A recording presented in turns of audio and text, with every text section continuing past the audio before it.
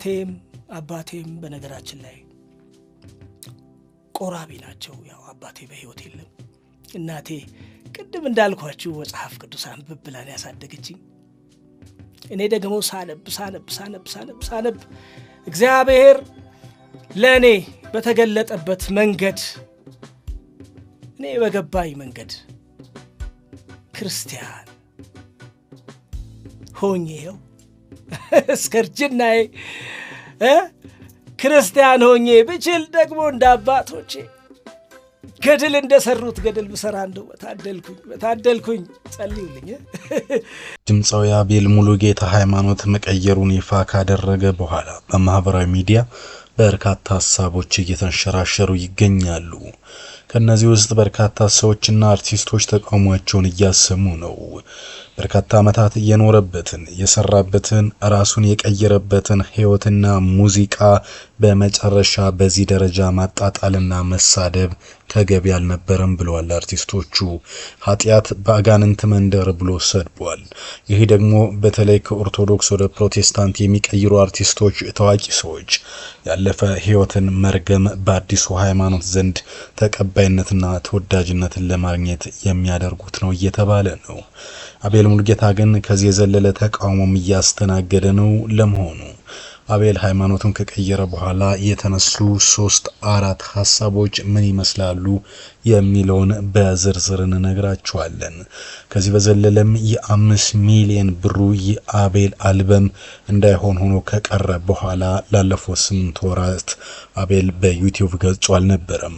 አሁን ግን ወደዚህ ተመልሷል። ወደ ሃይማኖት ለመቀየር ያስገደደው ምክንያት ምንድነው የሚለውም በስፋት እየተነገረ ይገኛል። ከቴዲ አፍሮ ጋር የነበራቸው ሰጣ ገባ ቴዲ አፍሮ ናትን ከለቀቀ በኋላና አቤል ሙሉጌታ ደግሞ ከዳር ቆሞ መተቸት ቀላል ነው የሚል መልስ መስጠቱን ተከትሎ በእርግጥም ከህዝብ ጋር ቅራኔ ውስጥ የገባው አቤል አንዱም ዘፈኑ ከሰራው አልበም ማለት ነው ከ300 ሺህ ተመልካች በላይ አልታየም ነበር። ይህም አንዱ ምክንያቱ ሆኗል። ታዋቂው ጋዜጠኛ ቴዎድሮስ ተክለአረጋይ ደግሞ የጥበበ ወርቅዬን ስም አንስቷል። እርሱን ብታናግረው ይሻላል ብሏል። ለመሆኑ ምንድነው የሚያናግረው የሚለውን እናያለን። ለመሆኑ እናንተ የአቤል ሙሉጌታን የሃይማኖት መቀየር እንዴት አያችሁት? ያለፈውን ህይወትና ሁሉንም ነገር ደግሞ በአንድ ሌሊት ሙልጭ አድርጎ ተሳድቦ አጣጥሎና አራክሶ ከሄደ በኋላ በዛው ቅጽበትና በዛው ደቂቃ መዝሙሩን ለቋል። በርካቶች ግን ይህን እንዲያደርግ ያስደረገው በሙዚቃው አልበም ገንዘቡ እንዳሰበው ስላልተሳካለት ነው የሚል ሐሳብ እየተነሳ ነው። ለማንኛውም እኔ በግሌ ሃይማኖት መቀየር መብት እንደሆነ አምናለሁ። ግን ሐሳቦች መንሸራሸር አለባቸው። በጨዋነት ሐሳባቸውን ስጡ። ወደ ተሰሙት መረጃዎች አለፍኩኝ። ታዋቂው ሙዚቀኛ አቤል ሙሉጌታ ሃይማኖቱን መቀየሩ እንግዲህ ይፋ ከተደረገ በኋላ በርካታ ሐሳቦች በስፋት እየተንሸራሸሩ ይገኛሉ። የመጀመሪያው ነገር ሰው ሃይማኖቱን ሲቀይር በጸጥታ በጸባይ ሌላውን ሳይሳደብ ራሱን ሳያጣጥልና ሳይወቅስ ሁሉን ባከበረ መንገድ ሊሆን ይገባል የሚለው ነው። ለዚህም ጥበበ ወርቅዬን በርካቶች አንስተዋል። ጥበበ ወርቅዬ ሲሄድ ግርግር አላስነሳም፣ ለሄድ ነው አላለም። ያሳለፈውን ህይወትም አልሰደበም፣ አልረገመም። መዝሙር ለመስራትም ለመስበክም ቸርች ለመክፈትም አልቸኮለም። ምነው አቤል ጧት ሃይማኖት መቀየሩን ይፋ አድርጎ ወዲያውኑ በ30 ደቂቃ ውስጥ 2 መዝሙር ለቀቀ የሚለው ሐሳብ ያነጋገረ ነው። ይህ ሲሆን ግን ሙዚቃ አስጠላኝ፣ ወደ ዓለማዊ ህይወት አልመለስም፣ ከዚህ በኋላ የዘፈኑ ዓለም ላይ እኔ የለውም ካለ በኋላ በዩቲዩብ ያሉ ዘፈኖችንስ ታዲያ ለምን ያጠፋም የሚለው ሐሳብ እየተነሳ ነው። እርሱ እንደሚለው እንግዲህ ዘማሪዎች በጸሎታችሁ በከንቱ አልቀረም፣ የጠፋው ልጅ ተገኝቷል ብሏል። እርሱ እንዳለው እኔ የነበርኩበት የዘፈን ዓለም ቆሻሻ ነበር። የዘፈኑ ዓለም እጅግ በውስብስብ አጋንንታዊ አሰራር የተያዘ ነው። ምን ቀን ነው የገባሁበት እያልኩ ሳለቅስ ነበር ብሏል። በተለይ ከ2005 እስከ 2007 2 ዓመት ገደማ ሳቆም መጋቢ ቸሬ ጋር ቃል ስካፈል ጥቤ ቀድሞ አመለጠ። እኔ ወደ ዘፈኑ ዓለም ስመለስ በኃጢአት ረክሻለሁ ብሏል። ራሱንና ዘፈንን ግን ለምን እንደዚህ ለማጣጣል እንደፈለገ አልታወቀም።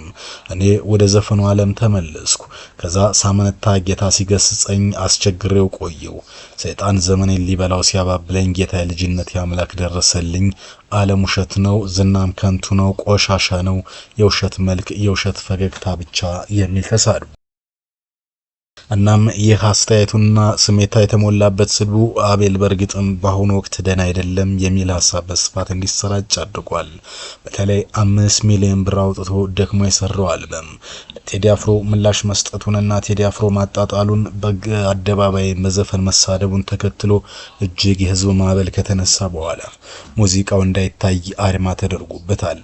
በዚህም ታናናሾችና ወጣቶች በሙሉ የሰሯቸው ዘፈኖች በሚሊዮን ሲታዩ አቤል ብዙ የደከመበት ትልቁ ዘፈን የታየው 250 ሺህ ብቻ ነው።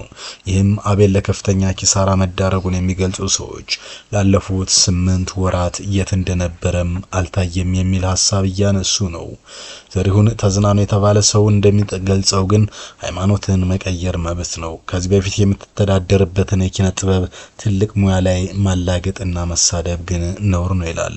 በእርግጥ አንተ ዘፈን ያቆምከው የሙዚቃ ንጉስ ቴዲ አፍሮ ወገኖችን በየቦታው መጎዳት አይቶ ናት ብሎ ዘፈነ። እሱ ከህጉ ህዝብ ጎን ሲቆም በመበሳጨት ከዳር ቆሞ መተቸት ቀላል ነው ብለ ከሙያ ጋርና ደግፎ እዚህ ካደረሰ ህዝብ ጎን መቆም ሲገባ ተቃውሞ የመጣ ቀን ነው። ህዝብም ለአንዴና ለመጨረሻ ጊዜ ተወው። አሁን ደግሞ የሙዚቃ ንጉስ በአዲስ አልበም ሲመጣ አንተ ከዚህ በፊት ያስከበረህን ሀብት ያፈራህበትን የተከበረ ትልቅ ሙያ ዘፈን ኃጢያት ነው፣ የረከሰ ያጋንንት ዓለም ነው ብላል። በእርግጥ ሙዚቃ በራሱ ያጋንንት ዓለም አይደለም። ሙዚቃ እንደወድ ያደረገኝና ሞዴል የሆነ ቴዲ አፍሮ ነው ጃስት ስራያ ለሚለው ሙዚቃ ስሰማ እንደርሱ መሆን ፈለኩኝ ብለ ተናግረሃል። በእርግጥም አሁን ላይ ደረጃ ላይ ለምን ደረስክ የሚሉ ጥያቄዎች በስፋት እየተነሱለት ነው። ይሁንና ግን ከዚህ ደግሞ አንድ ወጣ ያለ ጉዳይ ተሰምቷል። የተለያዩ ጉዳዮች ላይ በመጻፍና ሐሳብ አስተያየቱን በመስጠት የሚታወቀው ጋዜጠኛ ቴዎድሮስ ተክለአረጋይ ለአቤል ሙሉጌታ አንድ ጥያቄ አቅርቧል። ይህም አቤል እስኪ ተረጋጋና ጥበብ ወርቅዬን አማክረው የሚል ነው። አቤል አንድ እግሩን ከሙዚቃ ካወጣ ቆየት ብሏል ይባላል። ምናልባት ሊሆን ይችላል። ይሁንና ሙዚቃ ጓጉተዋለች፣ ጥቅሟን በጥብቅ ፈልጓታል ይላል። ምናልባት አሁንም በራሱ በቃይ ብሎ ሳይሆን በአድናቂዎቹ ተገፍቶ ይመስለኛል ሳይበቃው ሄደው በቃኝ ያለው። በፖለቲካ የገጠመው ጉዳይ የሚታወቅ ነው። ከዚያም ጋር ተያይዞ ድምጻዊ ቴዎድሮስ ካሳሁን መንካቱ በሙዚቃ አድማጩ ዘንድ ክፉኛ በርካቶችን አስቀይሟል፣ እንዲገፋም ሆኗል። ምናልባት እንግዲህ በሙዚቃ በቅቶትም ይሆናል።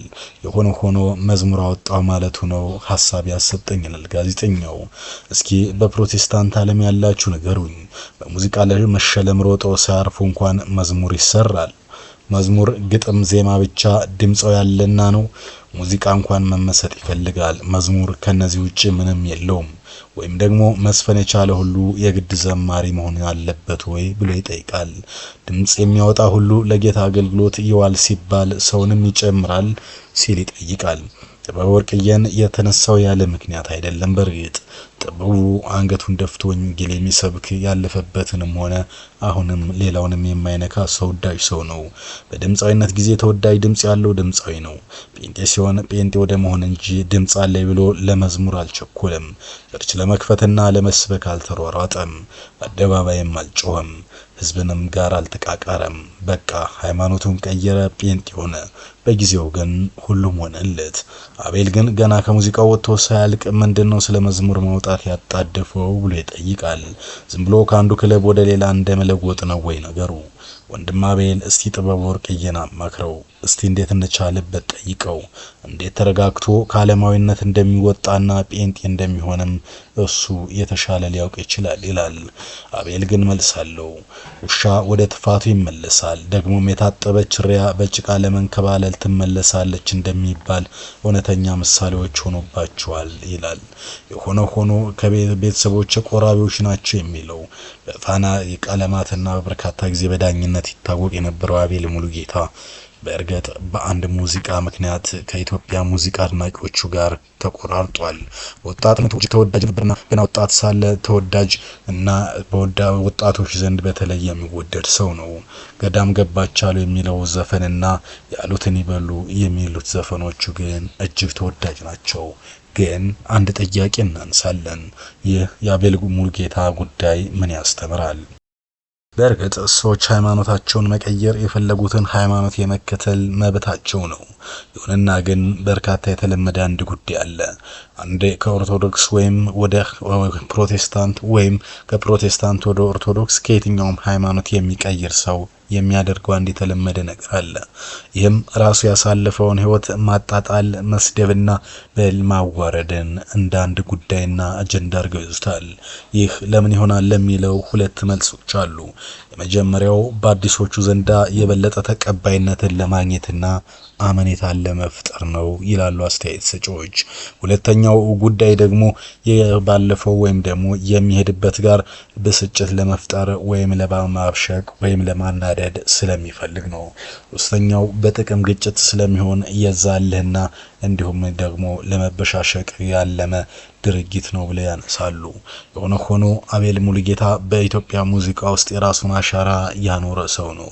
ግን መተቸት ቀላል ነው ከዳር ቆሞ የሚለው ዘፈን ከተለቀቀ በኋላ ህይወት እንደታሰበው አልሄደችም። በእርግጥ በርካቶች የእርሱ ህይወት ወደዚህ ጉዳይ ያመራውና በህይወቱም ደስተኛ ያልነበረው ባለቤቱን በሞት ካጣ በኋላ ነው ብለው የሚናገሩ ሰዎችም አሉ። ይሁንና በፋና ቀለማት በርካቶች በዳኝነቱ የሚያስታውሱት አቤል ሙሉጌታ አሁን ፊቱን ወደ መዝሙር አዙሯል። በዛስ ቀጣይ ምን አይነት ህይወትና አሻራ ይኖራል የሚለው የሚታይ ነው።